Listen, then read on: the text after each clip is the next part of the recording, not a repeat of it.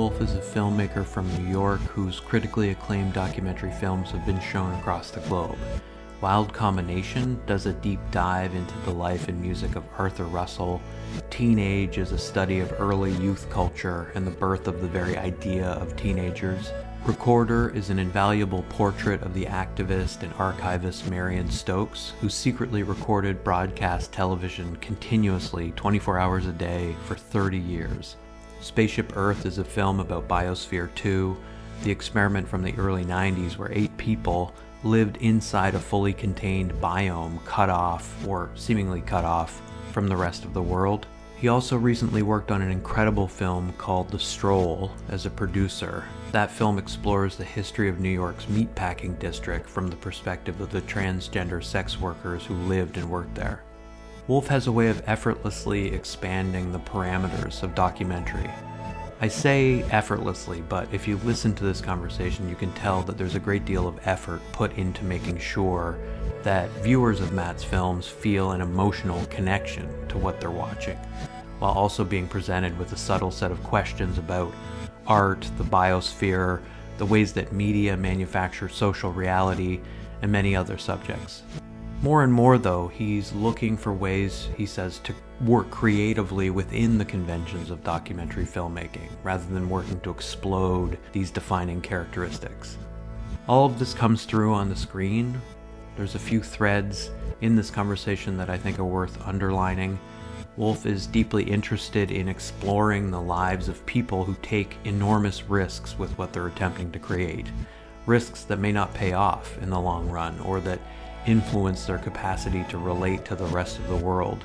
The way he puts it is that his films are concerned with people that weren't entirely able to translate the full scope of what they were doing to others. That makes their work difficult and rewarding and deserving of reappraisal.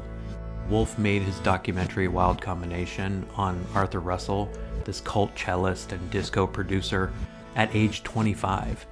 This is pretty surprising when you actually sit down with the film. You'd assume that this is a director at the top of his game. But in reality, Matt says that at the time he was studying this artist, Arthur Russell, as a way of actually learning how to be an artist himself. I really appreciated how open Matt was in this conversation about his attachment to the specific texture of the past, and his desire to tell stories in a way that doesn't intrude on the viewer's interpretation of the material. He explains how Spaceship Earth, his brilliant study of Biosphere 2, was described by some people as being a somewhat uncritical film. That lack of critical scrutiny is kind of what makes the film so captivating. Wolf sits back and engages with the folks in his films generously, or in a way unassumingly. I think that generosity pays off in certain ways. It makes the films he creates into acts of reappraisal that encourage connection. To me, it makes sense to start with the kind of broad question of what drew you first to documentary specifically, and I'm curious too, to make it maybe a little less broad, to ask whether you share in making documentaries the same sort of intense devotion and even obsessiveness of some of your subjects, like Marion Stokes, Arthur Russell, John P. Allen. Yeah, I mean, I grew up in California in the late 90s. I was like a gay teen activist, and there was, a lot of media attention around that issue at the time. And a news crew actually two news crews made 2 short documentaries about me. And it was a really negative experience. I didn't enjoy it. And I, at the time, wanted to be like a 90s indie filmmaker living in New York. And I moved to New York and I went to film school at NYU.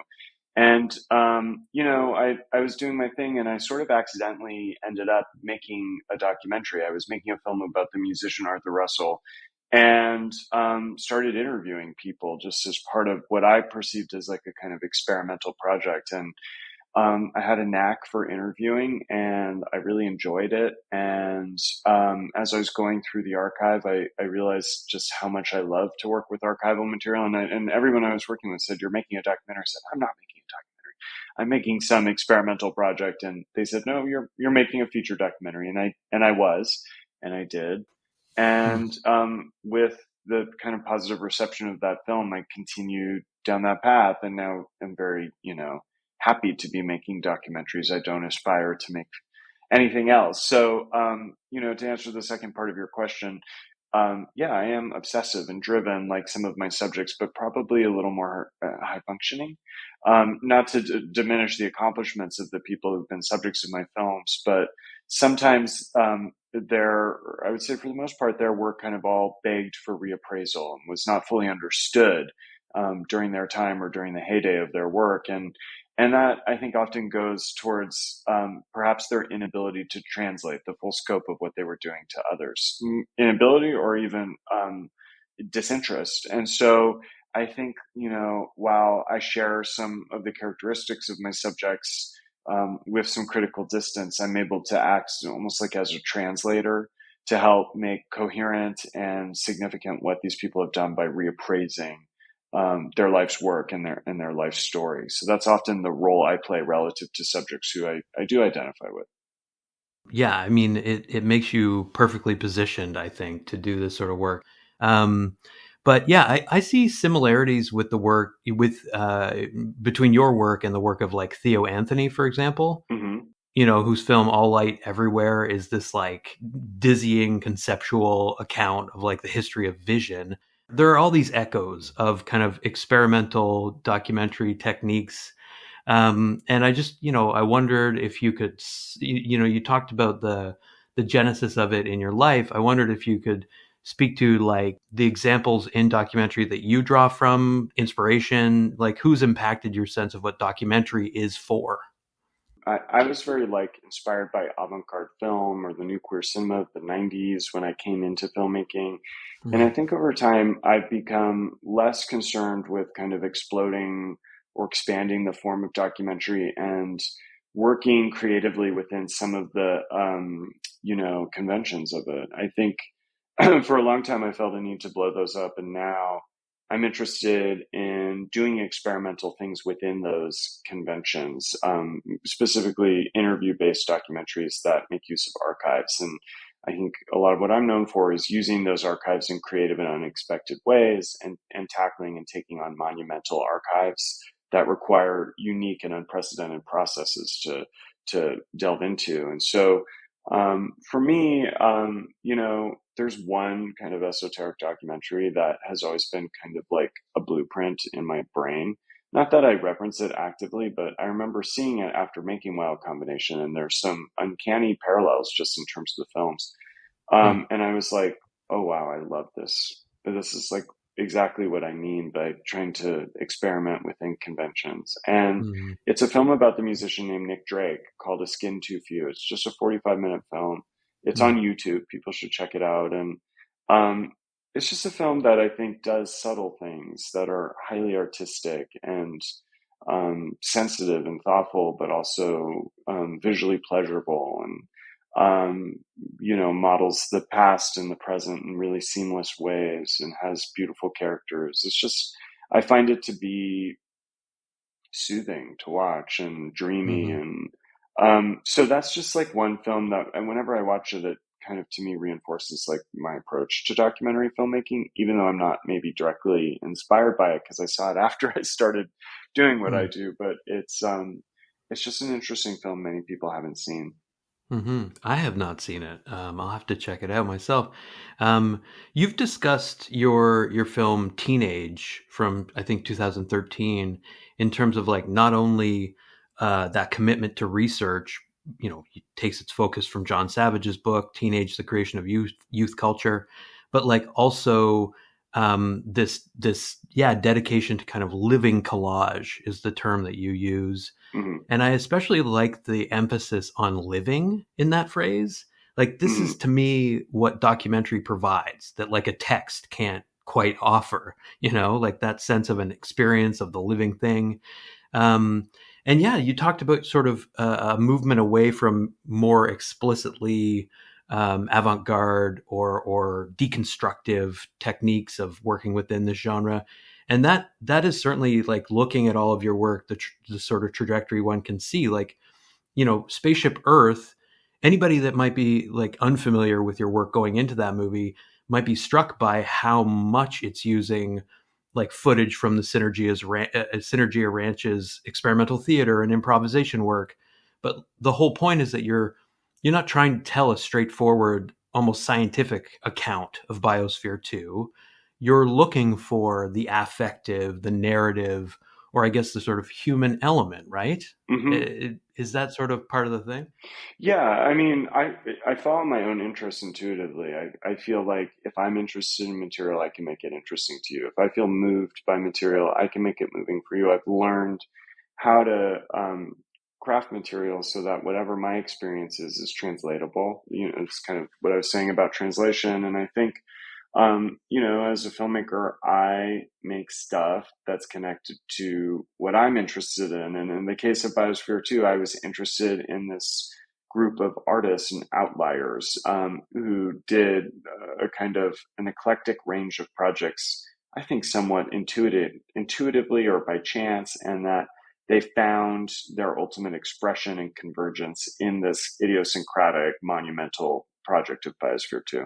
And, Hmm. something I'm really interested in, that's the entire premise of my film Teenage, and the film I'm working on now does this significantly, is like a deep, long prehistory, is really Right. going deep into everything that led up to the main event or to the main subject of the film, um, to really um, to really think of the genesis as almost more interesting than the thing itself. Hmm. And my film Teenage looks at the invention of teenagers, like the earliest youth cultures from the turn of the century up until the end of World War II, and the term teenager was coined. And I think that idea of the prehistory became really important to me while making that film. And I just, not even as like a kind of directive, but just in terms of following my own interests, I am really Hmm. interested in the deep dive of a prehistory.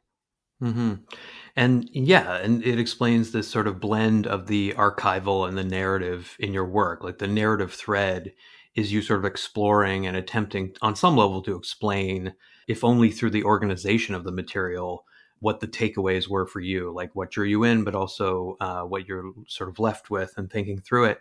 And I guess I did want to talk a little bit more about Spaceship Earth because, I just feel like your take on it in this film is quite generous in a way. Like there's a book called Half Earth Socialism by Drew Mm-hmm. Pendergrass and Troy Batiste that talks about this project, and they are way less generous. They sort of ridicule the ambition behind the project. Mm-hmm. A quick quote from the book: they say two missions were carried out at Biosphere 2 between 1991 and 1994. Both ended in disaster. Bass and Allen's walled Eden became a small, dying world. The most important lesson salvaged from the wreckage of Biosphere 2 is the impossibility of controlling ecological systems of even a modest size. Um, and so I wanted to ask, like, what did you learn in making the film about this sort of intersection between ecology, business, marketing, public opinion? And do you think you would have gotten the same thing out of the process if your approach had been more aggressively critical? Yeah, I mean, I felt like the aggressively critical thing is out there. It's just, to me, it wouldn't be interesting to recapitulate that. And Mm. because I became invested in the story of this ragtag group who called themselves the Synergists at a countercultural ranch, I really wanted to follow their journey.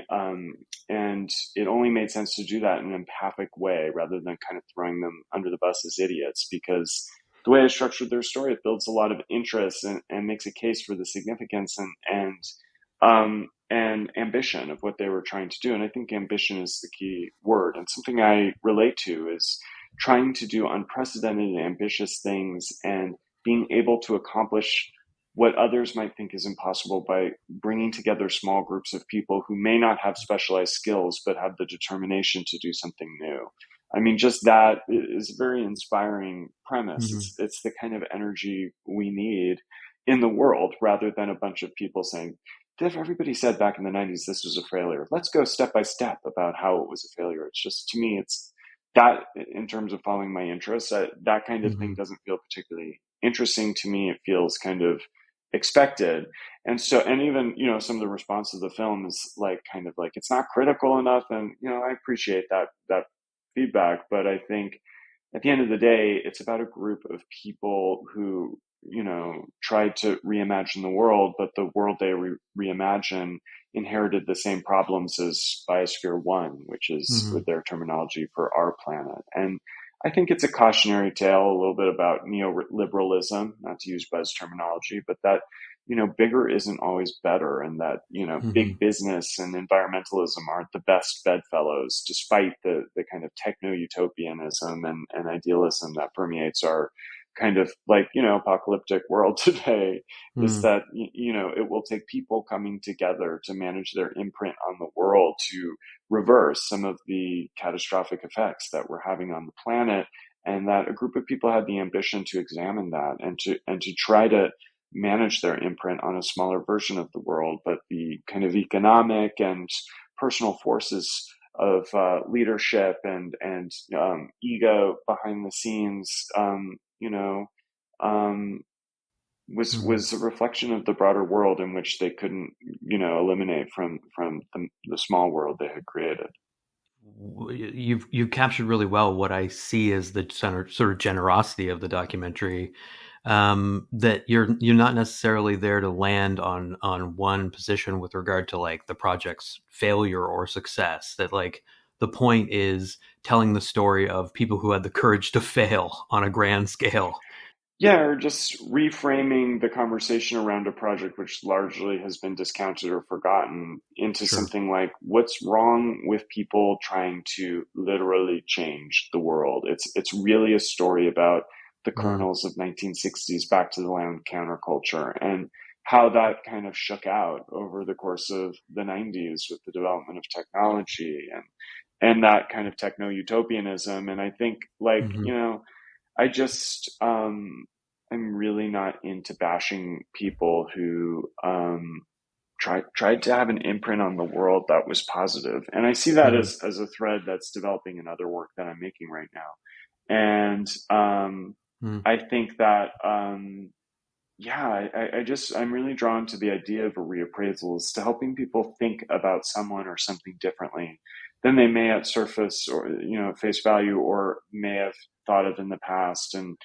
And to also recognize people who may have not been wired to be legible in the mainstream, who may have had ambitions and ideas that weren't mainstream but found themselves thrust into that arena, and what the consequences of that are. I think that's very much the case with Biosphere 2. Is we're talking about countercultural weirdos. Like, did they Hmm. belong on Good Morning America? I'm not so sure. Exactly.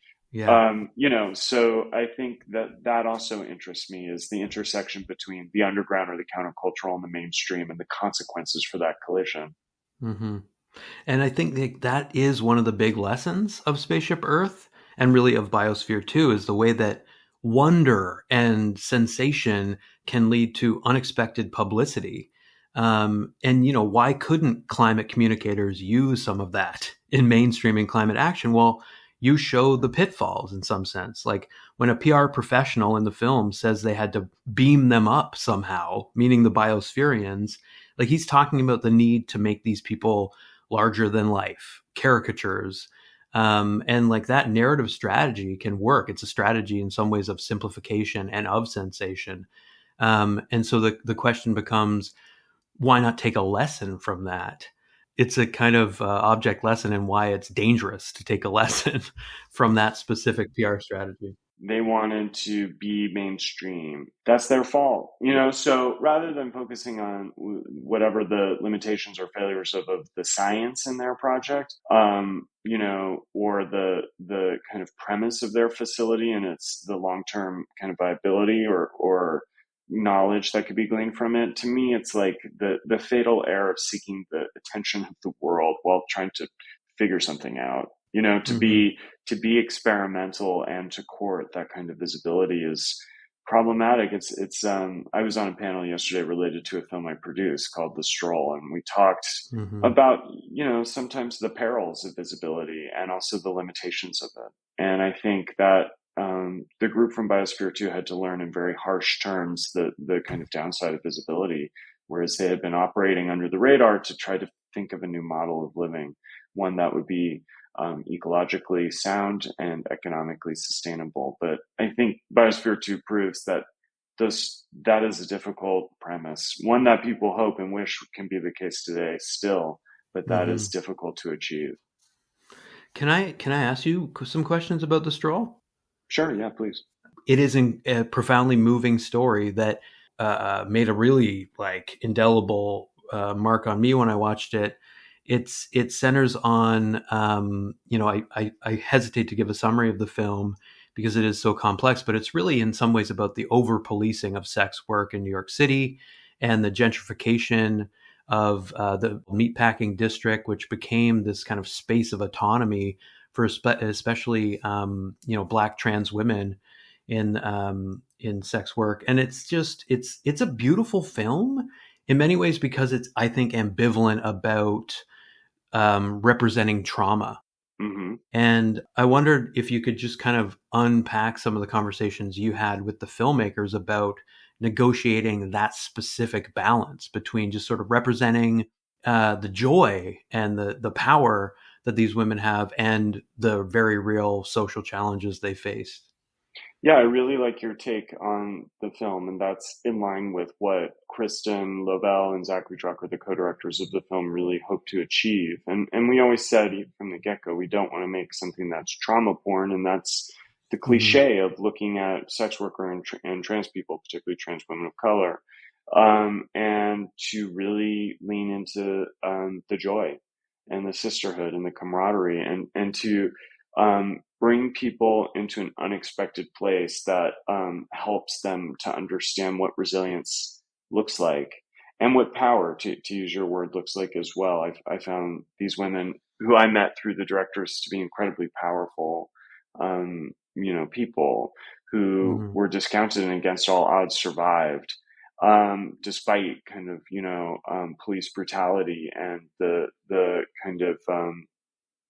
kind of contempt of neighbors who were gentrifying the neighborhood where they found their livelihood. And so, I think ambivalence is also a really interesting word. I think it's a space that I really like to be in as a filmmaker, instead of Mm. telling people what to think, to leave them holding many different feelings and thoughts at once. I think as a culture, we're really adverse to having an ambivalent response to material, to not being able to put our finger down how we feel, but to be able to feel multiple things at once, to hold complexity. I think, that we're encouraged to, as storytellers and as a culture, to say who's right and who's wrong, to be told what to think. This person's a genius. This person's an idiot. This is a failure. This is a success. These people were despicable. These people were heroic. It's just everybody exists in a more complex space. And Mhm. I said to a subject, a while back, be complicated. Being complicated is more interesting than being simple and being Mhm. straightforward and being all resolved. And I think that's true for everybody. It's just a life thing. It's okay to hold complexity. And the women who worked, in the streets of the meatpacking district, I think are just gifted at holding that complexity of knowing that they had traumatic experiences and that their survival was unlikely, but that also within that experience and that kind of shared community, there is a lot of joy. There was a lot of happiness and sisterhood. Mhm. And so that sense of being multiple things at once is just so important in storytelling and in the way we look at history. Mm, mhm. And there's so much of that same kind of spirit in Wild Combination. Like there is a degree of ambivalence about Arthur Russell to the extent that, this is a person who was obsessive about people borrowing his ideas, for example, perceiving it as almost a theft of his ideas. And there were people who were critical of his sort of perfectionism, but ultimately, the documentary is a celebration of this figure. It's also all about the people around him who cherished him, who become the reasons why his music can be appreciated by contemporary listeners. There's a line from the very beginning of the film that I was reminded of when you were just speaking from the music critic David Toop, where he says, not many people allow themselves the full extent of their complexity. Mm. You frame the film with that comment. I forgot that. Yeah, that's interesting that I just said that, but I forgot that. I mean, in a lot of ways, that film, I made that film when I was like 25 years old. So in a lot of Right. ways, I was learning how to be an artist by examining another artist. And Hmm. I think that idea that you could be multiple people at once as an artist, you didn't have to have a coherent sense of who you were, that you could even, like Arthur, take on different monikers and people might not Hmm. even know the different sides of you as one. I think that idea of trying to integrate I guess that idea is something I really hold true, is that you have to honor the different sides of yourself as an artist, but that as a filmmaker, I often have pushed people and encouraged people to integrate these different sides of themselves in their lives. It's a different case with people who are deceased, obviously, but I think that is a kind of reparative, but also cathartic and compelling way to understand people. The most complicated people, who are obviously the best subjects for films, they contain multitudes. And if I'm able to encourage them to synthesize and to integrate these different sides of themselves, there is something cathartic for the viewer to see that, and something that deepens people's sense of appreciation for the complexity of compelling and visionary people. Yeah, yeah, yeah. And this is a film that comes out around the time when Russell is sort of being rediscovered, right? There's this resurgence in curiosity, and even that, the sort of logic of that, as it were, is worth thinking about. It has a lot to do with just archives resurfacing, but a lot more to do with just the kind of maybe complexity of that person's work. Somebody like Alice Coltrane finding this sort of renaissance. That sort of is something that I'm curious about, and it's connected in a lot of ways to your 2019 film Recorder, about Marion Stokes, who people might know as this sort of incredible figure and obsessive archivist of news media and television. In an interview, you said that you're more interested in hidden histories than archives, and that you're invested in making the past feel contemporary. And I kind of wondered if you could talk about how that came out in your development of Recorder. Like, there are these things that you hit on, the connections in some ways between the 1979 Iran hostage crisis and like 9/11 as these moments, these events that are hyper mediated. Mm-hmm. Is it sort of seeing the hidden in those hyper visible things, the thing that the sort of background that recedes from history in terms of those massive events? How do you balance that, I guess, with kind of engaging with the smaller events that define these subjects' lives?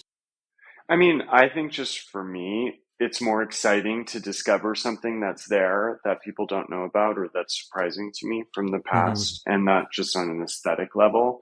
I like the texture of the past and working with that.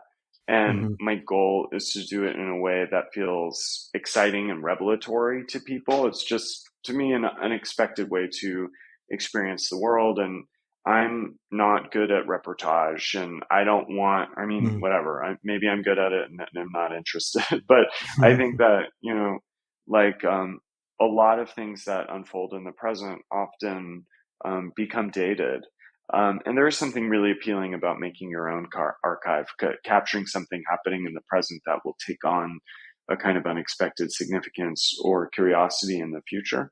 But Hmm. I do the opposite. I look in the future when things have taken kind of unexpected kind of um, novelty. And so, I think that a lot of that just is, again, like sharing my sense of excitement and curiosity about something. And I think for me, just as a creative person, I still find out about things that are so up my alley that I didn't know about. And Hmm. that gives me a sense of excitement and curiosity about the world, is that it's still worth digging through these troves of archives.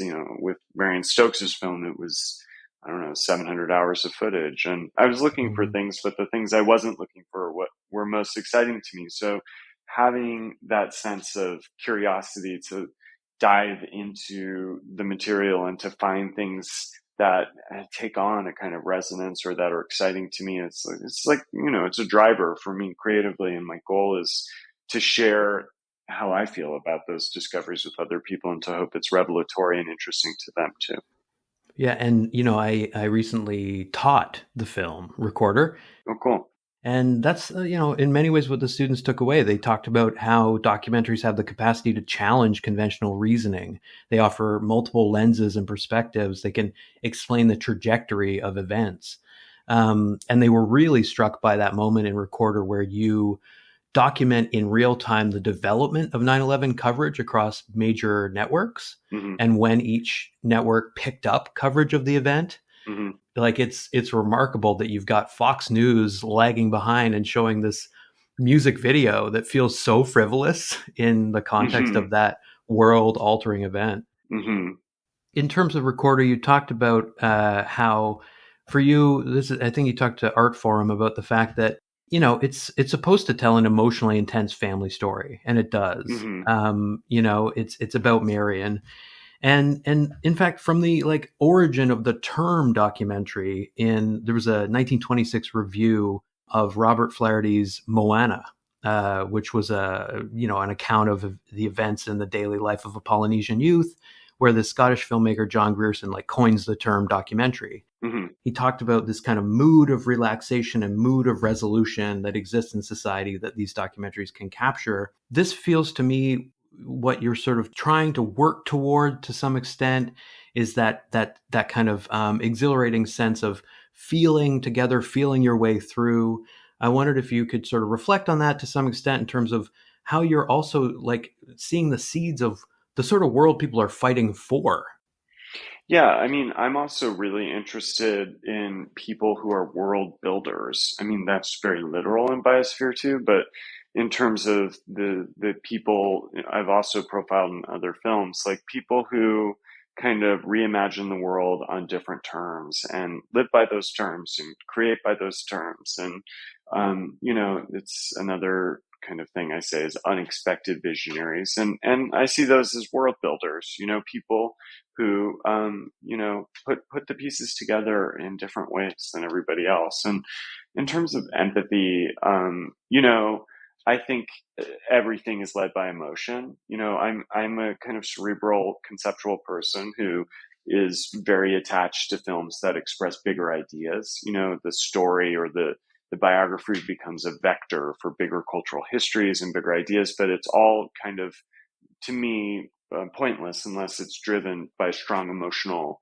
relationship to the material. The reason I hope my films might stick with somebody is because they've had an intense emotional experience. Whether that's to the survival of street-based sex workers, to the loss of the ambition to change the world of the biosphereans, or the sacrifices that one woman made to try to create an unprecedented archive, or to the kind of inspired body of work left behind by a musician who self-sabotaged to an extent in his inability to finish. I mean, just the kind of tragedies of AIDS and the generation of artists who we could be seeing such complex outputs from. I mean, there's so much emotional substance to those things, and I hope that people have not just a kind of one-dimensional relationship to it, like, oh, that's so sad or that's so inspiring, but to feel multiple things, that was sad and that is inspiring. And that, when I make films, I'm very emotionally involved in the material. I really try to protect my own emotional relationships. I'm watching rough cuts 100 times and I'm still crying throughout that. My boyfriend always makes jokes because I'm at the kitchen table watching down a cut and noting it, crying. It's because I have to protect my emotional relationship to the material so I can gauge if something's working. If I feel emotionally disconnected to the material, why would you feel connected to it? It's if I feel moved by the material, I think there's a good chance you might too. So I follow my own lead in that sense, and then bring a certain kind of logic to the process so that I can figure out, why isn't this making me connect? What can we do to change this to make one connect more? And there are kind of obvious and then more unexpected ways to do that, usually through structural revision, and then calibrating the balance between saying things explicitly and then saying them implicitly. So I think, like, for me, it's a craft of expressing big ideas through through the means of storytelling, so that people have an emotional relationship to those ideas and to people, and that lasts, that they take that with them and it doesn't go away, so that the ideas or the histories that are told reverberate across time. So that's how I think about film and what I do. Yeah, wow. And I am a huge fan of the work you're doing. Thank you. It is so generous, it is so rigorous at the same time. And really, really appreciate you making this time. Yeah, and I appreciate how much you looked into my work and thought about it, and I'm glad you connect to it, and I hope the ways that I make films might help other people or make other people think about doing things their own way that they think matters, and that they hope connects with other people. I mean, just connecting with people through this kind of work is like, that's the whole point. So I appreciate the time and energy you put into watching my stuff. Preparing for a podcast by watching movies, that's my kind of preparation. Yeah, totally. Well, not to plug, but all my films, short and long, are going to be on the Criterion channel starting in November. So if people are interested, that's one place to go where they'll all be. That's awesome. Good luck with everything. Thank you, and thank you for taking the time.